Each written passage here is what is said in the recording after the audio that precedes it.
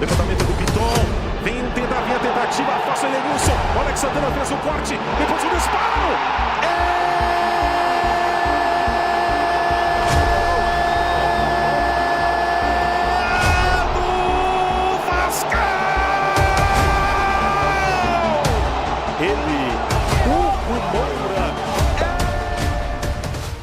Bomba no Brasileirão. PC de Oliveira analisa lance polêmico em Vasco contra Grêmio e não perdoa. Esse lance foi claro. O empate em 1-1 ficou em segundo plano depois da confusão gerada por esse lance. A arbitragem virou o centro das atenções e o comentarista de arbitragem não ficou calado. Não houve falta, não foi falta, mas ele tem um contato físico e aí ele impede... Bloqueio. Ele tem um bloqueio, ele impede... Será que o Vasco foi prejudicado? O Grêmio teve sorte? Ou a decisão foi correta? Você vai ver agora a análise completa do PC de Oliveira, que voltou das férias com tudo e soltou o verbo em rede nacional. Se você é torcedor do Vasco, esse momento vai te deixar indignado ou aliviado. Assiste até o fim e diz nos comentários, foi erro ou acerto da arbitragem? Já deixa o like, se inscreve no canal e ativa o sininho, porque aqui a verdade não passa batida. A menos que façam contratações de impacto nessa janela, vão passar por isso até o final do ano, né? Até o final dessa temporada. Então, o Vasco foi melhor no jogo, o empate para o Grêmio foi muito valioso, porque o jogo não foi bom do Grêmio, com muitos erros defensivos. No fim das contas, acho que o sabor foi amargo para o Vasco. Agora tem algumas boas notícias no Vasco, eu não sei se vocês concordam. Só um detalhe sobre o que a Jéssica falou do banco. O Diniz termina o jogo tendo feito 2 substituições só. Isso é muito claro. Você não tem muito... Exatamente. Claro. Aliás, sobre a questão do elenco, eu acho que o Diniz tirou um bom coelho da cartola hoje. Quando ele não pode usar o Coutinho, ninguém imaginava que ele fosse iniciar o jogo com o David, né?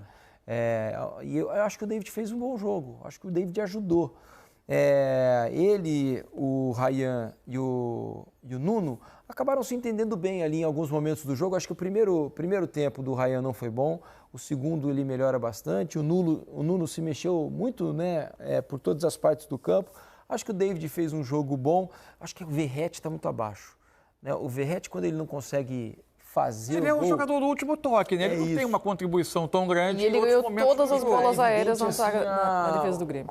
A desconexão, às vezes, né? Então, às vezes o Vasco junta para tentar fazer esse jogo um pouco mais de aproximação, que é um pouco a característica do treinador. Primeiro que não está conseguindo se estabelecer com bola para que esse jogo saia, né? O Vasco tem, por vezes, atacado, tentando acelerar mais as jogadas para tentar concluir mais rápido os lances, porque ele não consegue se estabelecer tanto com a bola. E quando ele precisa que a bola passe, às vezes, pelo jogador, pelo centroavante, que está de costas, para ele servir de algo, ele não é muito a dele. Então, ele acaba não participando tanto. Ou ele vai participar com o último toque, aliás, ele até no segundo tempo teve algumas passagens que ele poderia dar em cruzamentos, em lances na área, poderia ter feito o gol. Até dado a vitória ao Vasco, mas fora disso, a participação dele naturalmente é menor. É isso. Vamos fazer o seguinte, então, vamos chamar Paulo César de Oliveira. Tava com saudade do PC, porque na Copa do Mundo de Clubes ele ficou de férias, né? Porque não tivemos questões de arbitragem. Uma paz danada para a arbitragem. Eu já estava convidando o PC para vir comentar de futebol aqui do seu lado, porque de arbitragem não estava tendo o que comentar, né? Então o PC, depois de um mês de férias, está de volta ao Troca de Passes, porque voltamos à normalidade do Campeonato Brasileiro. Tudo bem, PC? Boa noite, bem-vindo ao Troca. Boa noite, Diniz. Tudo bem? Graças a Deus. Boa noite, Mansur, Jéssica. Diniz, a gente vai rodar a imagem, só deixar claro que, como é um jogo que nós não temos os direitos, então tá bem curtinho a edição aqui, né? Foi assim que nós recebemos da emissora que transmitiu o jogo. A gente já está na câmera 1 em campo, o assistente 2, ele dá o gol, depois o VAR traçou a linha de impedimento, identificou que o Verratti estava em posição de impedimento, né? Ele está em posição de impedimento e ele teve contato físico com o Wagner Leonardo. Eu vou pedir para a gente rodar novamente na câmera 1 no início. Peraí, volta um pouquinho na imagem da linha. Vamos voltar. Por favor. Porque eu fiquei com dúvida se o impedimento é marcado no Verratti ou no outro jogador do Vasco, que eu não consigo identificar, que está mais próximo do centro da área ali, eu percebo. A impressão que dá é que até o pé do jogador, me parece o Lucas Freitas, ele está até à frente do corpo do Verratti, não? É isso. Eles têm 2 jogadores do Vasco em posição de impedimento. Aqui eu acho que é o Hugo Moura, que está em posição de impedimento, e o Verratti também. A CBF divulgou o áudio do VAR, acho que a gente conseguiu editar e a gente vai poder mostrar, acho que vai até esclarecer um pouco mais. Mas os dois jogadores estavam em posição de impedimento. E de acordo com a regra, o fato do jogador estar em posição, só estar em posição de impedimento, ele não pode ser punido. Ele só vai ser punido se ele tiver uma interferência na jogada. E aí o Hugo Moura também estava em posição de impedimento, mas quem tem a influência na jogada é o Verratti, que estava até numa posição mais ajustada em relação ao Hugo Moura, mas também, né, a linha foi traçada no ombro do Verratti, olha só, essa linha aqui na vertical é no Verratti, é no ombro dele, no ombro do penúltimo defensor do Grêmio, e agora a gente vai rodar a imagem para a gente ver a ação do Verratti no Wagner Leonardo, que com aquela, não houve falta, não foi falta, mas ele tem o contato físico, e aí ele impede... Um bloqueio. Tem um bloqueio, ele impede o Wagner Leonardo de disputar a jogada. Olha só, se a gente puder voltar, volta só um pouquinho, por favor, na cobrança de falta, lá no início, volta. Pode voltar mais um pouquinho, por favor, para aqui na cobrança.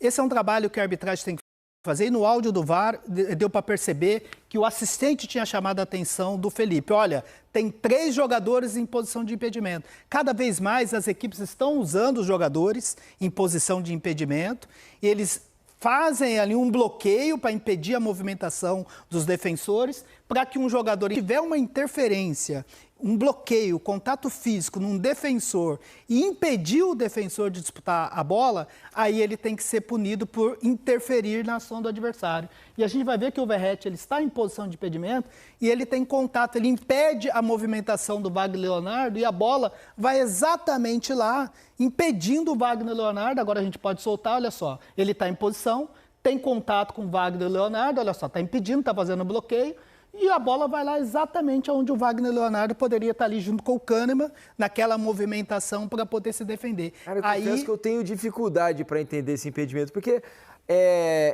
ele estava impedido, ok. E eles se enrolam ali, e a bola ainda não está perto do lance, não dá para saber que ali eles vão estar ou que o Wagner Leonardo vai conseguir disputar a bola, porque eles caíram, né?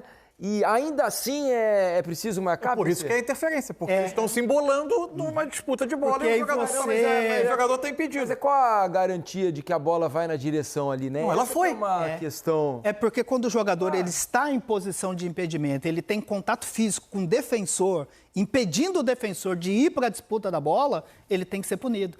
E essa é uma marcação que o árbitro de campo tem que decidir. O VAR só informa, como o Verratti não tocou na bola, né? Não é o impedimento factual e é sim de interpretação, então ele chama o árbitro de campo para poder analisar a jogada e fazer a análise. Acho que a gente tem o áudio do VAR, Felipe, se eu não me engano. Sim, vamos ouvir. A gente poderia ouvir um pouquinho. Quando o Vasco tem a vantagem, o Diniz tira o David, que estava voltando, que não tinha tanta... Fisicamente não tinha tanto... estava abaixo dos demais. Coloca o Matheus Carvalho, tentando dar um pouco mais de segurança ao meio. O Grêmio encontra o empate logo em seguida, tem esse lance. Aí, no fim do jogo, o Vasco volta a ter um pouco mais de controle da bola, de novo gerando perigo à base de cruzamento contra um Grêmio que era, repito, conservador demais na sua proposta no jogo e mesmo assim não conseguia ser seguro, né? O jogo podia até ter pendido para o lado do Grêmio no momento que ele teve a bola na travessão. Mas, de todo modo, o Vasco foi melhor na maior parte do tempo. Aliás, né, Jéssica, aqui sobre a substituição de Itapelo Mansur aqui, o Gian Adriano, aqui na hashtag troca de passe, mandou mensagem dizendo o seguinte, ó. 3 coisas. Diniz é muito bom técnico, hoje ficou devendo. O Vasco estava bem, ele tira um atacante para colocar o Matheus Carvalho. O Grêmio veio para cima e empatou.